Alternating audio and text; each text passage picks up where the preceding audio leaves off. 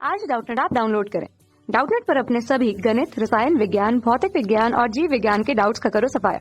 बस प्रश्न की फोटो खींचो, एक ही प्रश्न को क्रॉप करो और तुरंत वीडियो सोल्यूशन पाओ। अभी डाउनलोड करें। नमस्कार दोस्तों, हमसे पूछा गया प्रकथन यहाँ पर दे रखा है कि किसी तैरती हुई वस्तु के स्थायी रूप से साम्यावस्था में रहने के लिए इसका उत्प्लावन केंद्र गुरुत्व केंद्र के ऊपर स्थित होना चाहिए। और कारण यहाँ पर क्या दे रखा है, किसी वस्तु के भार तथा ऊपर की ओर लगने वाले प्रणोद बल द्वारा उत्पन्न बल आघूर्ण वस्तु को इसकी विचलित अवस्था से पूर्ण अवस्था में ले आते हैं। तो इसको हम एक चित्र के माध्यम से समझते हैं। हमारे पास एक वस्तु है, ये हमारे पास एक वस्तु होगी और ये हमारा द्रव्य है। ठीक है, अब होता क्या है यहाँ पर कि देखो वस्तु डूबी हुई है। अब गुरुत्व केंद्र की बात कर लेते हैं। गुरुत्व केंद्र कहाँ पर होगा, इसका जो द्रव्यमान है हमारा इसके बीच में कहीं पर होगा। यहाँ पर मान लिया कि हमारा गुरुत्व केंद्र है। ठीक है, तो गुरुत्व केंद्र का मतलब क्या होता है कि इसका जो सारा भार है मैं इसके बिंदु पर, एक बिंदु पर मान सकता हूँ। तो ये हमारा जैसे कि गुरुत्व केंद्र हो गया। ठीक है, तो ये हमारा भार हो गया नीचे की तरफ।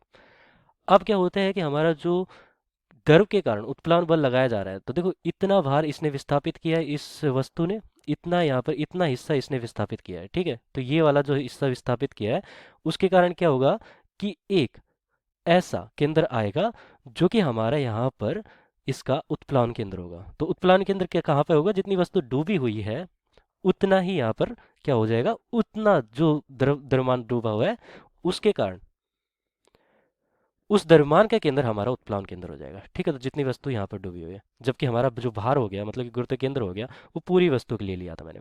ठीक है, तो ये हमारा किस तरफ होगा, ऊपर की तरफ हो जाएगा। उत्प्लावन बल हमारा ऊपर की तरफ ही लगता है, तो ये ऊपर की तरफ हो गया, ये हमारा उत्प्लावन हो गया। ठीक है, उत्प्लावन बल।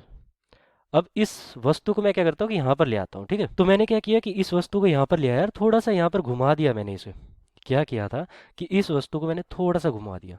ठीक है, तो यहाँ पर देखो हमारा क्या था कि एक तो यहाँ पर भार है इसका, और एक यहाँ पर क्या है, देखो गुरुत्व केंद्र हमारा यहाँ पर बीच में दिखा रखा था मैंने। यहाँ पर देखो ये वाला गुरुत्व केंद्र हमारा बीच की तरफ, तो ये नीचे की तरफ लगेगा।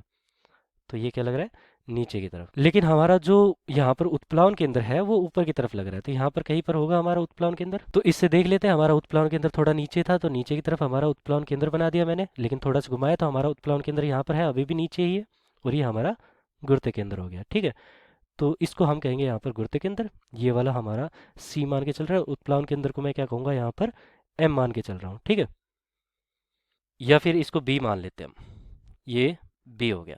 अब मैंने इसको थोड़ा सा घुमा दिया, तो क्या ये वापस अपनी अवस्था में आ जाएगा।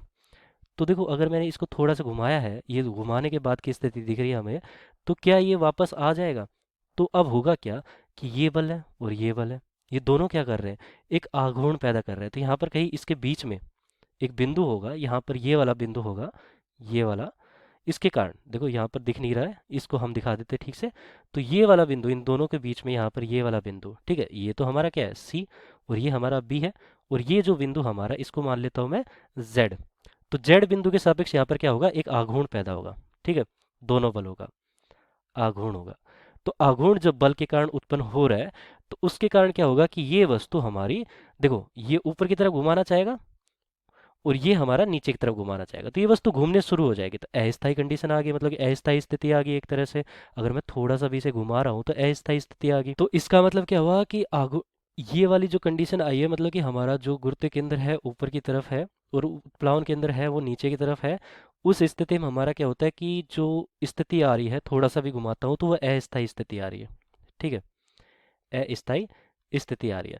चलो एक पल के लिए मान लेते हैं अब कि हमारा जो गुरुत्व केंद्र है वो नीचे की तरफ है और उत्प्लावन केंद्र है वो ऊपर की तरफ है। फिर क्या होता है, तो अब की बार मैं क्या कर रहा हूँ, हमारा जो गुरुत्व केंद्र है वो नीचे की तरफ है, तो नीचे की तरफ हमारा भार हो गया, ये भार हो गया हमारा नीचे की तरफ। इसको मैं भार कह देता हूँ या डब्लू कह देता हूँ। ठीक है, ये हमारा डब्लू था और ये हमारा उत्प्लावन बल, तो एफ मान लेते हैं इसे। तो ऐसे ही हम यहाँ पर भी मानेंगे। अब क्या है कि यहाँ पर हमारा उत्प्लावन केंद्र हमने ऊपर की तरफ माना है, तो ये ऊपर की तरफ हमारा उत्प्लावन केंद्र हो गया। तो ये क्या हो जाएगा, हमारा एफ ऊपर की तरफ लग रहा होगा, तो ये एफ हमारा ऊपर की तरफ लग रहा होगा। अब क्या होगा कि अगर मैंने इसे देखो थोड़ा सा घुमाया हुआ है ये, ठीक है, तो थोड़ा सा अगर मैं घुमा देता हूँ तो इसके बीच में कहीं पर एक बिंदु होगा जिसके सापेक्ष इसका आघूर्ण आएगा। अब आघूर्ण आएगा, तो मैंने थोड़ा सा घुमाया, तो ये वापस क्या करेगा, ये वाला जो बल है इसे वापस घुमाने की कोशिश करेगा इस तरफ, क्योंकि इस बिंदु के सापेक्ष ले रहा हो तो इस बिंदु को इस तरफ घुमाने की कोशिश करेगा। और ये वाला जो भार है, अगर मैंने थोड़ा सा इस तरफ धक्का दिया है तो ये वाला भार क्या करेगा कि एक आघूर्ण पैदा करेगा और इस बिंदु को इस तरफ घुमाने की कोशिश करेगा।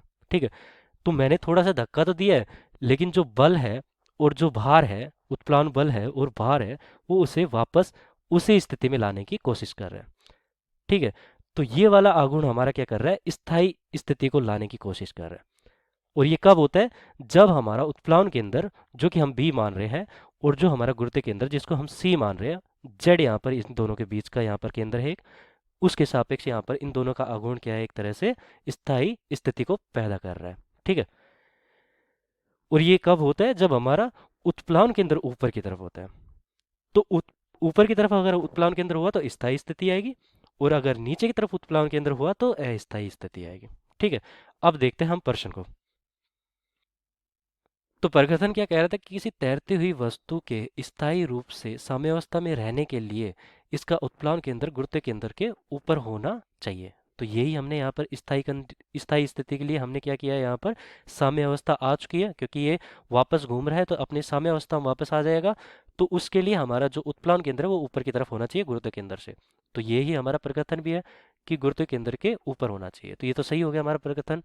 अब क्या कहते हैं कि किसी वस्तु के भार तथा ऊपर की ओर लगने वाले प्रणोद बल या उत्प्लावन बल जिसको हम बोल रहे हैं यहाँ पर, द्वारा उत्पन्न बल आघूर्ण, जो बल आघूर्ण मैंने बताया कि कैसे उत्पन्न हो रहा है, यहाँ पर वस्तु को इसकी विचलित अवस्था से पूर्ण अवस्था में ले आते हैं, इसलिए ये स्थायी हो जाता है। तो यही यहाँ पर हो रहा है कि उत्प्लावन बल और जो भार है वो उसको विचलित अवस्था, थोड़ा सा मैंने यहाँ पर धक्का दिया था तो उसको साम्य अवस्था में लाने की स्थिति पैदा कर देता है और स्थायी स्थिति यहाँ पर आ जाती है। तो ये कारण भी यहाँ पर हमारा सही हो गया। तो व्याख्या और कारण यहाँ पर हो रहा है। ठीक है, कारण इसकी व्याख्या भी कर रहा है कि जो आघूर्ण पैदा हो रहा है वो इसको दोबारा से अपूर्ण अवस्था में ले आता है। तो यहाँ पर दोनों सही है, प्रकथन और कारण दोनों सही है, और कारण प्रकथन का सही स्पष्टीकरण भी है। तो ए विकल्प हमारा सही हो जाएगा। धन्यवाद। कक्षा 6 से 12वीं से लेकर नीट, IIT, JEE वो एडवांस के लेवल तक 1 करोड़ से ज्यादा छात्रों का भरोसा। आज ही डाउनलोड करें डाउटनेट ऐप या व्हाट्सएप करें अपने सारे डाउट्स 8400 400 400 पर।